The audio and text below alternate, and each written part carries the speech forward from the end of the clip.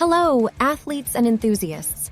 Welcome to our deep dive into the world of metabolism and energy systems. Today, we're not just scratching the surface, we're going below the depths to uncover the true power of understanding your body's energy systems. Whether you're a gymnast, an all-star cheerleader, a coach, or anyone passionate about the science of sports, this knowledge can be a game changer. Let's kick things off with metabolism. Imagine it as your body's engine, converting the food you eat into energy. This energy, in the form of a molecule called ATP, or adenosine triphosphate, is the driving force behind every athletic feat you achieve.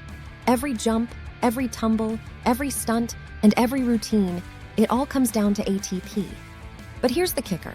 Your muscles only store enough ATP for about 2-3 seconds of high-intensity work. So what happens when you perform an activity that lasts longer than a few seconds? This is where your body's backup energy systems come into play. First up is the ATP-PC system, also known as the phosphagen system. This system jumps into action when your ATP stores are low, rapidly replenishing them, thereby allowing you to maintain high-intensity effort for up to 10 seconds. It's this system that powers your explosive opening tumbling pass, or that gravity-defying jump on the balance beam. But here's where things get interesting. For routines and activities that last more than just a few seconds, your body shifts gears into a process called glycolysis. This process breaks down glucose, a type of sugar either derived from the carbs you've eaten or from stored glucose known as glycogen. Glycolysis provides energy for moderate to high-intensity efforts lasting up to about 2 minutes. This is the system that keeps you going through a lengthy cheerleading routine or a complex gymnastic sequence. However, glycolysis does have a downside as it produces lactate, a byproduct which can cause fatigue and that burning sensation in your muscles. While glycolysis is hard at work, the ATP-PC system seizes this opportunity to recover and replenish ATP. This synergistic interplay ensures you have a quick, powerful burst of energy available for the next high-intensity move. And last but not least, we have the aerobic system, the endurance powerhouse of your body. It's slower to kick in than the other two systems, but it's incredibly efficient, making it perfect for recovery between routines and training sessions. The aerobic system uses oxygen to convert carbohydrates and fats into ATP, and importantly, it doesn't produce lactate when you're resting, performing a low-intensity activity, or even sleeping.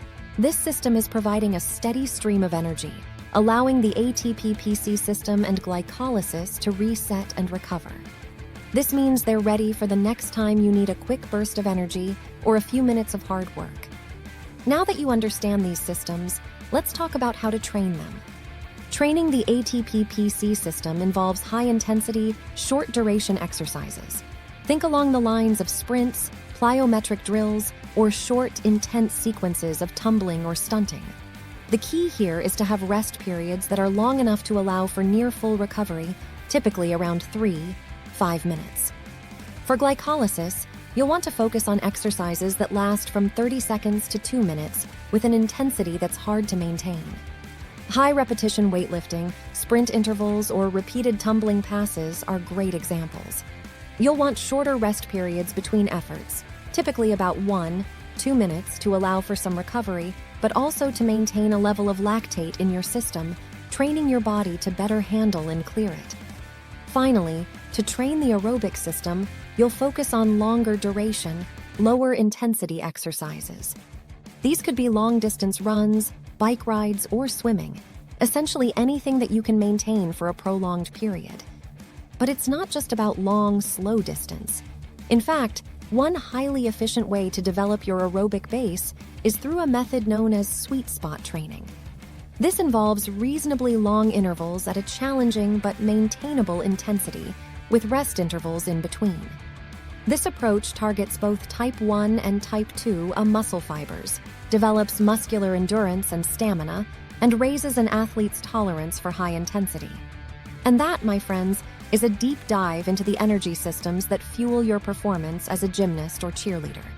By understanding these systems and how they work together, you can tailor your training to maximize your performance and endurance. Remember, it's not just about training harder, It's about training smarter. Knowledge is power, and now you have the knowledge to take your performance to the next level. Thanks for joining us on this journey into the fascinating world of metabolism and energy systems. Don't forget to like, share, and subscribe.